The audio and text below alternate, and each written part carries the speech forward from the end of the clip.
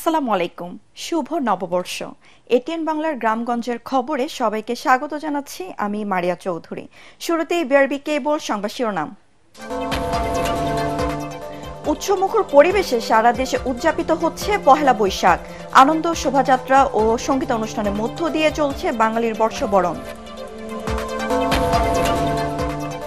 ঢাকা কেন্দ্রীয় কারাগারে নববর্ষ উপলক্ষে এবারই প্রথম বের হয় আনন্দ শোভাযাত্রা। নানা আয়োজন বন্ধুদের মনে তৈরি করে মুক্ত বাতাসে উৎসব উপভোগের নতুন মাত্রা। এবং নাটোরে জাল কূটনৈতিক পাসপোর্ট, দেশি বিদেশি নকল এনআইডি ও বিভিন্ন ধরনের ডকুমেন্ট সহ প্রতারক আটক। শুনছিলেন বিআরবি কেবল সংবাদ শিরোনাম। এবার জানিয়ে দেব বিস্তারিত সংবাদ। উৎসবমুখর পরিবেশে সারা দেশে উদযাপিত হচ্ছে পহেলা বৈশাখ। আনন্দ শোভাযাত্রা ও সঙ্গীত অনুষ্ঠানের মধ্য দিয়ে চলছে বাঙালির বর্ষবরণ। এবারের শোভাযাত্রায় বিশেষ স্থান নিয়েছে বাংলার প্রাচীন সাংস্কৃতিক ঐতিহ্য পটচিত্র। সকাল থেকে শুরু হওয়া এসব অনুষ্ঠান চলবে দিনব্যাপী। সংবাদদাতাদের পাঠানো তথ্য ও ছবি নিয়ে আরও জানাচ্ছেন আশিকুর রহমান।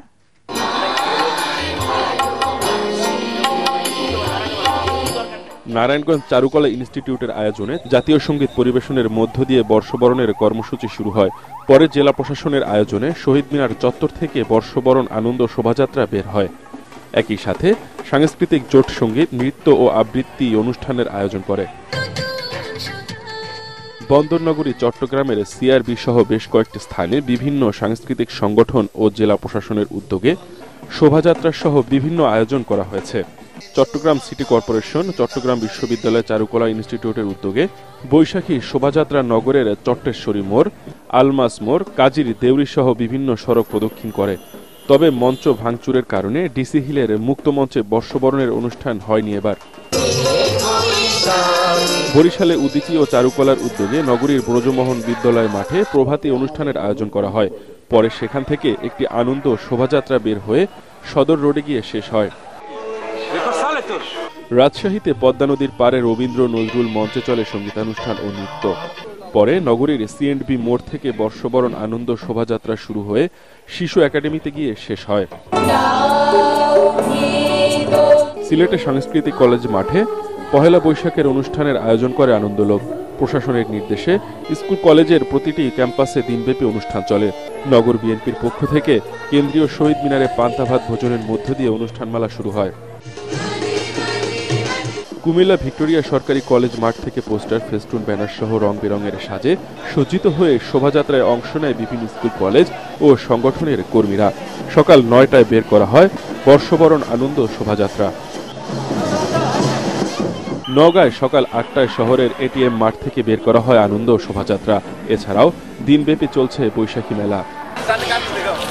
মুক্ত আবহে, মুক্ত বাতাসে রংপুরেও বর্ণিল আয়োজনে উদযাপিত হচ্ছে পহেলা বৈশাখ। নববর্ষ ঘিরে জিলা স্কুল চত্বরের বটমূলে বসে বৈশাখ বরণের প্রাণবন্ত আয়োজন।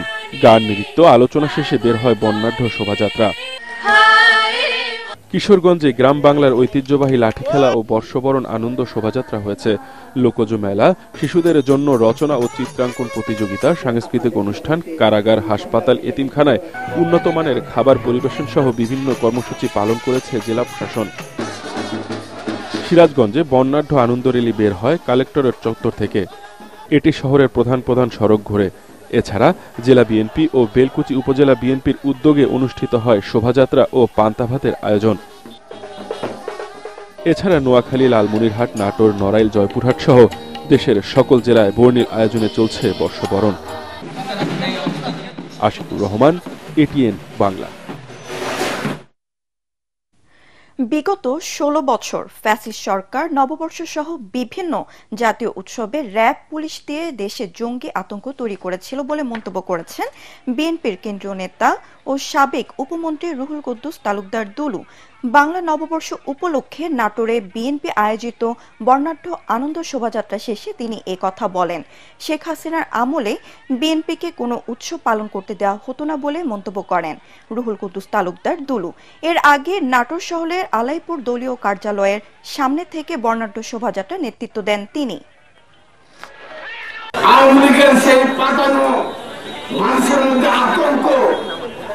যখনই পয়লা বৈশাখ আসে আওয়ামী লীগের নেত্রী তখন র্যাব পুলিশকে এমন একটা অবস্থার সৃষ্টি করে সারা বাংলাদেশে মনে হচ্ছে কি একটা জঙ্গি জঙ্গি ভাব। আমাদের নেতার নির্দেশ, তারেক রহমানের নির্দেশ, সকল মত, সকল দ্বন্দ্ব, সকল কিছু ভুলে গিয়ে আমরা ঐক্যবদ্ধ বাংলাদেশ চাই। সুরের মূর্ছনায় বাংলার নতুন বছরকে বরণ করল দেশের প্রথম বেসরকারি satellite television channel ATN Bangla. Bangla নববর্ষ 1432 উপলক্ষে সকাল 7:30টার দিকে এফডিসি চত্বরে বৈশাখের গান এবং নৃত্য অনুষ্ঠিত হয়। বাঙালিদের আনন্দ দেওয়ার জন্যই এই অনুষ্ঠানের আয়োজন করা হয়। ম্যাক্সকোলা আলোকিত বৈশাখ নামে সঙ্গীতা অনুষ্ঠানটি সরাসরি সম্প্রচার করা হয় এটিএন বাংলার এফডিসি স্টুডিও থেকে।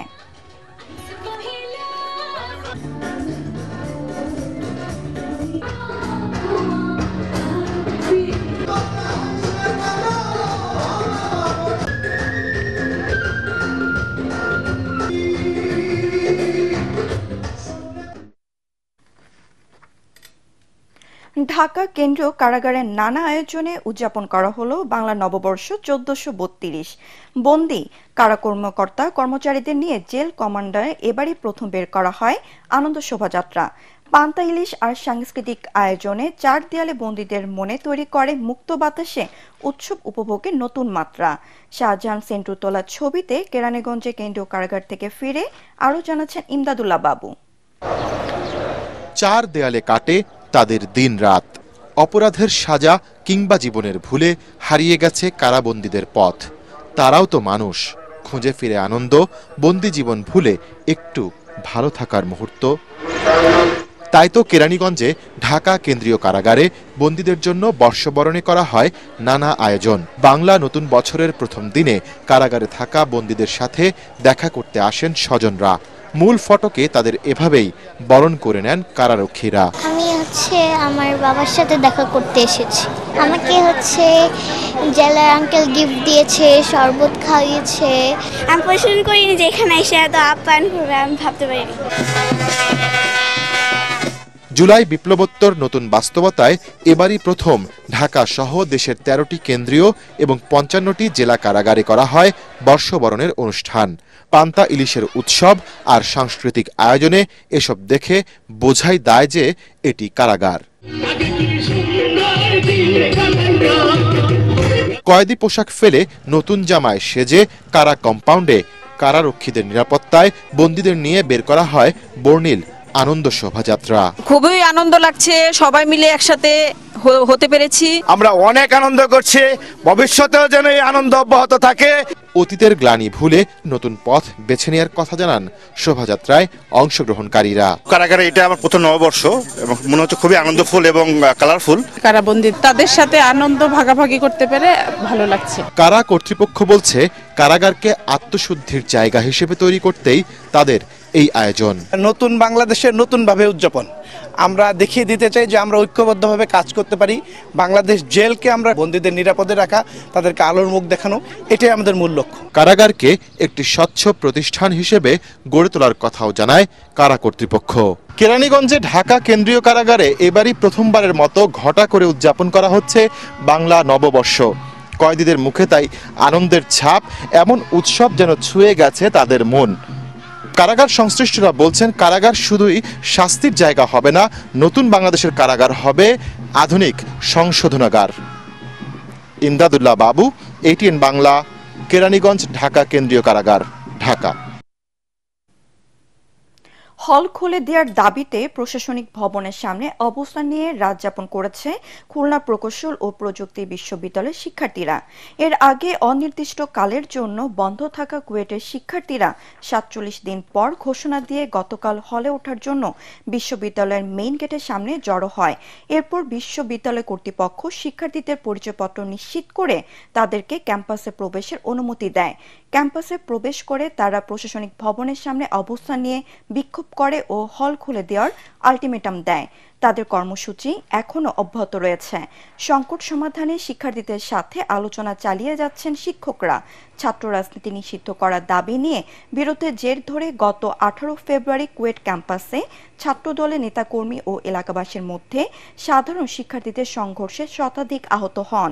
এই ঘটনার পর 25 ফেব্রুয়ারির পরবর্তী নির্দেশ না দেওয়া পর্যন্ত একাডেমিক কার্যক্রম ও আবাসিক হলগুলো বন্ধ ঘোষণা করে কর্তৃপক্ষ।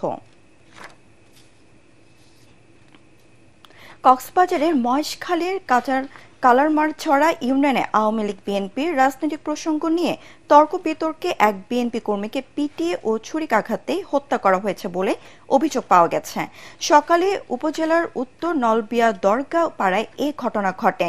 নিহত স্বজনদের দাবি, স্থানীয় ছাত্রলীগ নেতা অমিত হাসানের সাথে বিএনপি কর্মী রশিদ আহমেদের তর্ক বিতর্ক হয়। এক পর্যায়ে তারা হাতাহাতিতে জড়িয়ে পড়েন।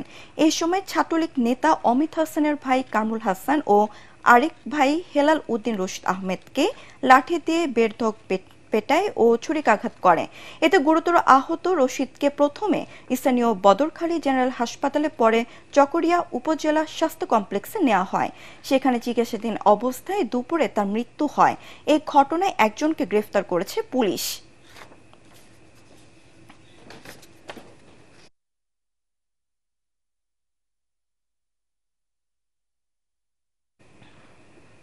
বরিশালে স্বামী স্ত্রীর লাশ উদ্ধার করেছে পুলিশ।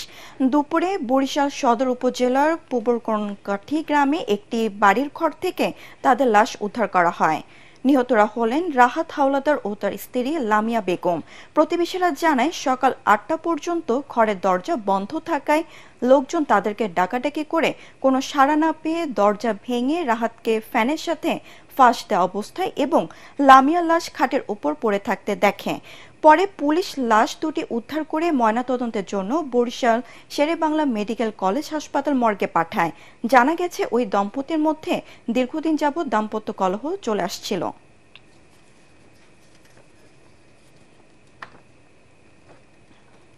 নাটোরের লালপুল থেকে জাল কূটনৈতিক পাসপোর্ট, দেশি বিদেশি নকল এনআইডি ও বিভিন্ন ধরনের ডকুমেন্ট সহ রফিকুল ইসলাম নামে এক প্রতারককে আটক করেছে যৌথ বাহিনী। ভোরে গোয়েন্দা তথ্যের ভিত্তিতে লালপুর উপজেলার শিবপুর খাপাড়ায় ওই ব্যক্তির বাড়িতে অভিযান চালায় সেনা সদস্যরা। এ সময় ওই বাড়ি থেকে 6টি কূটনৈতিক পাসপোর্ট সহ 16টি জাল পাসপোর্ট, দেশি বিদেশি এনআইডি কার্ড, বিসিএস কর্মকর্তাদের নকল সিল, বেশ কিছু credit card, unregistered mobile SIM ও বিভিন্ন ডকুমেন্ট জব্দ করা হয়। পরে তাকে লালপুর থানায় সোপর্দ করা হয়।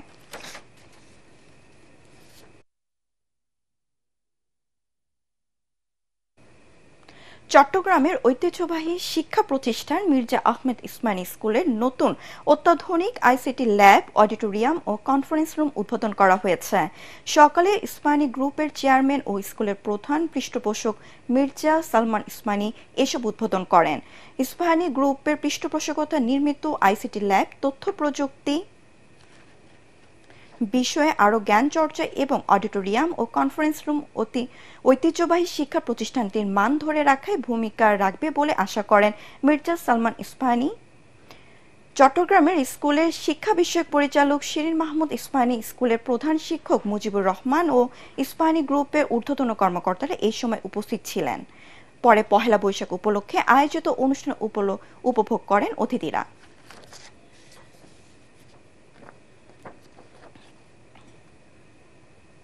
পার্বত্য অঞ্চলের পাহাড়িদের প্রধানতম সামাজিক ও ধর্মীয় উৎসব বৈশাখের আনন্দে ভাসছে পাহাড়ি জনপদ খাগড়াছড়িও।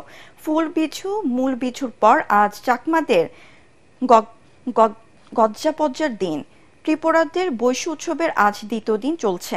অন্যদিকে মারমা জাতিগোষ্ঠীর মানুষ আজ সাংগ্রাইং উৎসবে মেতে উঠেছে। মূলত আজ থেকে শুরু হয়েছে মারমাদের সাংগ্রাইং উৎসব। সকালে জেলা সদরের পানখাইরাপাড়া বটতলায় মারমাদের ঐতিহ্যবাহী সাংগ্রাইং শোভাযাত্রার উদ্বোধন করেন সেনাবাহিনীর Khagrachhari region commander brigadier general Sharif Aman Hasan. র্যালিতে মারমারা বর্ণিল সাজে অংশ নেন। তারা নেচে গিয়ে শহরকে উৎসবমুখর করে তোলেন। পরে সাংগ্রাইংয়ের প্রধান আকর্ষণ পানি উৎসবের উদ্বোধন করেন সেনাবাহিনীর খাগড়াছড়ি রিজিয়ন কমান্ডার।